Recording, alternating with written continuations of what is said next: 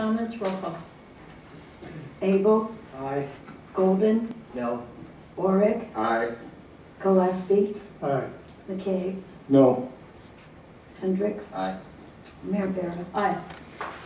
9.6 is annual street maintenance.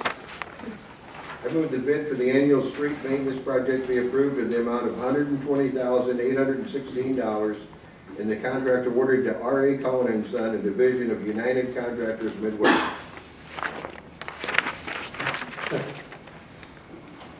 Mr. Guerra. Yeah, this is our annual, what is known as our chip seal project. We've reduced this project again from previous years, decreasing the footprint down to pretty much Sheridan Road, Kelly Avenue, Taps Lane, and then what I'll call 12th Center, Martha area.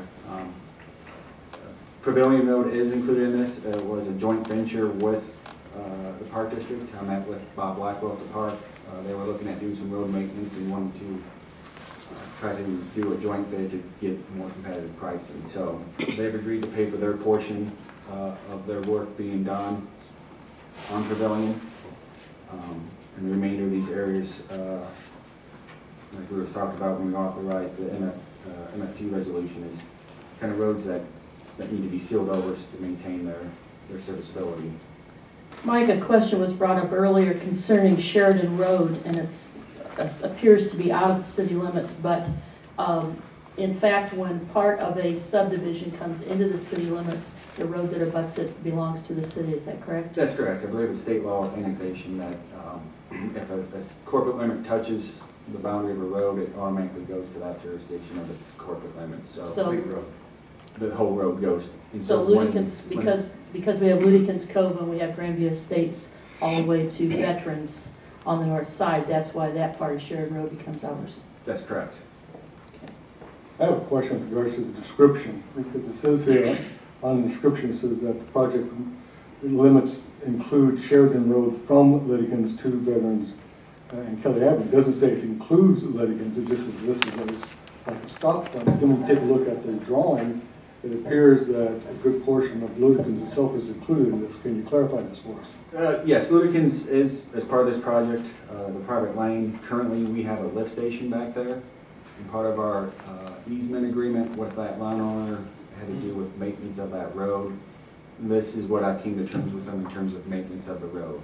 We fixed a few potholes and then we're going to seal coat it so that we can maintain access to our lift station that services Ludicans Cove, Eagles Bend, Wingfoot, Grandview, Sewer. That's also reached over to the corner of California and Sheridan. So in order to maintain our agreement for that easement to get back to our lift station, this was agreed upon that we would chip seal that lane to effectively repair any damages done by the creation of that easement. And that agreement has been in effect for quite a few years, has it not? Since That's Ludicans Cove was put in. Since it's been put in, there's which been was the late some 90s. unresolved issues that we're resolving now. But they still won't open that up to the public from Sheridan to Wingfoot? Not until it gets further subdivided out. Any comments? Mr. Golden? So what exactly does the easement agreement state? Does it state that the owner will maintain the road, or that the city has to? It was part of the original negotiations of the easement. I don't know how much we can get into because of a certain agreement, but part of it was certain agreements in order for that easement to occur needed to take place. And this is part of the resolution to fulfill those original agreements. So the agreement was put in place in the 90s, and it's taken, I believe that's what someone just stated, the agreement was put in place in the 90s, and 20 plus years later, we're just now fulfilling an agreement to put a seal coat down on the road? It's been unresolved for several years, yes. What was there to resolve? Did we owe them the seal coat or not? Pretty much, per the original one, was we were supposed to restore any damage done by the construction. They felt damage was done. When was the damage first reported? Back when that sewer got put in, which I believe was in 99, 2000 time frame. So for 15 years, they've been waiting to get. the 15 road? years, it's been ongoing negotiations back and forth regarding outstanding issues with their easements, yes. Did we pay for that easement? That I would have to look back and see. I don't have that information available to me right now. Well, I would have to see the easement agreement before I would even consider committing taxpayers' money to pave a private lane. I just think that's outlandish without knowing what's in it. And then, as far as neighborhood concerns, it's loose gravel for 7 days while the oil and chip set. We heard that with the Deerfield Estates too. And not too long ago, you had to send the sweepers back out there. And I came that way tonight. I came down Hannah. There are piles of gravel at 14th Street in Hannah. There's a huge pile of gravel at 5th Street in Hannah. And then sprinkled in between each entrance into the subdivision, there's loose gravel. So that's That been was way more than from- 7 days. That was from our Durapatra going out fixing potholes that had developed. That's a separate maintenance procedure that wasn't associated with the chip seal. Well, it just seems like there's always loose gravel once you do that. That's why motorcycle riders and bicycle riders hate it.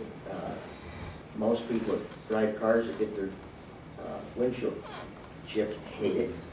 So I wasn't for gravel before, and I'm not for it now. And I'm especially not for paving someone's private lane with this, based on anecdotal accounts of what an agreement might contain. Mr. Orr? Mike, for easements to be official, do they have to be recorded? Yes, Has this been recorded, this easement? I believe so. I'd like somebody to check that just to make sure.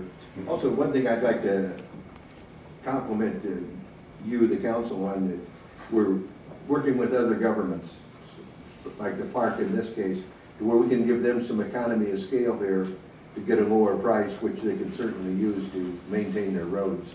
I think we need to see more of that government working together and helping each other out where we can.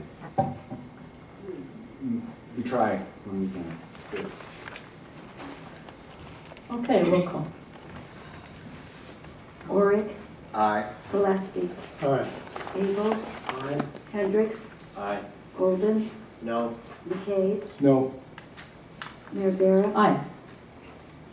9.7 authorizes the purchase of real property. I move that ordinance number 2704-14/15 authorizing the purchase of real property be adopted. Second. Darren?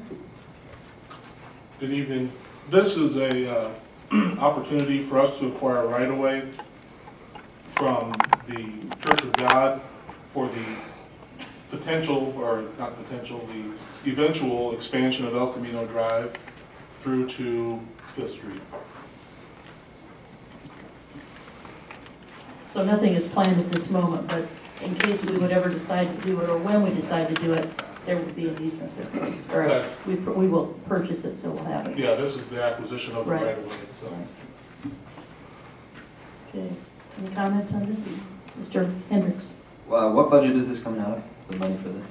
This would be general funds, Okay. And it's, how much is it? 10,000. Okay. Other comments? Roll call? Oric, Aye. Abel, Hendricks, Aye. Golden, aye. Gillespie, Aye. McKay, Aye. Mayor Barra. Aye.